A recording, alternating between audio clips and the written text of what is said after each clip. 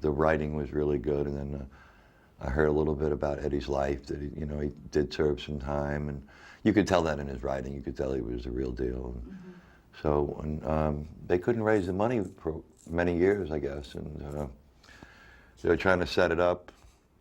And then when Buscemi got involved with it, I figured that at least the piece would have an opportunity in his hands to keep the dignity of and the knowledge of Eddie's writing.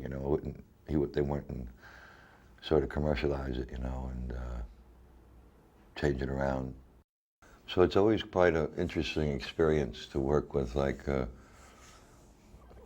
actor who's turned director, because it's challenging for him. I suppose it would be, and I know that him being a very fine actor, he's going to bring other elements and other ideas and energy as a director. So to me it's exciting to see an actor who I have respect for, behind the camera, and I kind of like the whole idea of that. Jen is just a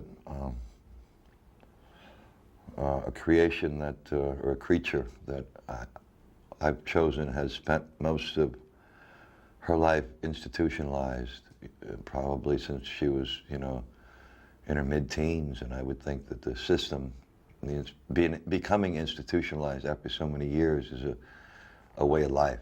It's more like a comfortable existence, almost like living at a hotel. Well, I was fortunate enough that when I was first came out to California, I actually had a job as a bouncer in a transvestite nightclub. And you forget that they're men who look and they are women in their head. And I remember an incident in the club one time, because they used to smoke the Sherm cigarettes and dip them in the angel dust back then, and they'd get pretty wired. And you'd be grabbing one, looks all feminine and shit, and by the arm, and, it's got bigger arms than you have. You feel, you go, shit, this bitch is, no wonder she ain't moving, It's usually, I would be cast as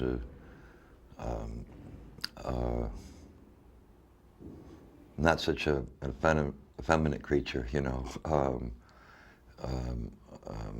I mean, this Jan's sort of like this, damaged old lawnmower, that wants to be a butterfly.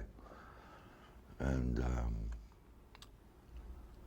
so physically, it's an interesting stretch for me,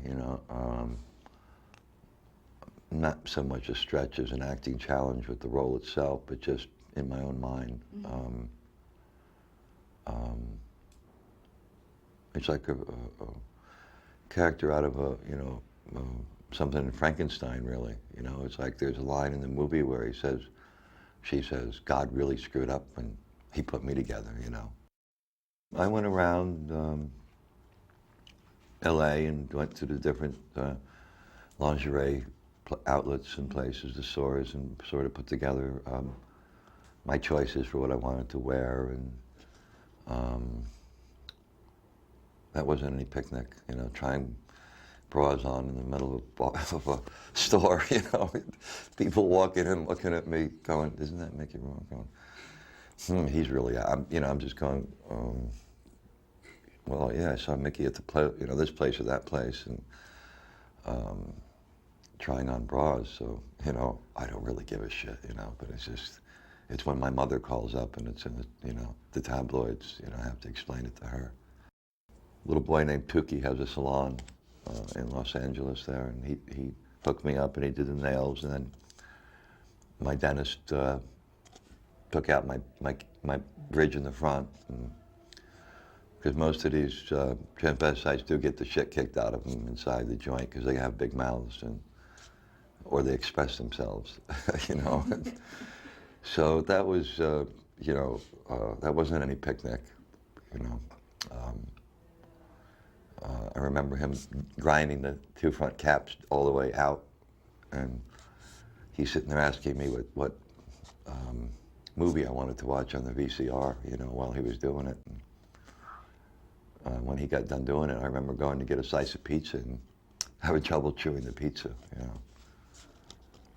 But it just added another dimension for the character, you know, another layer to deal with. So, you know, you try to make the most interesting choices you can and bring the most reality you can to the piece, and then you just, I think the key to it is just to have fun with it.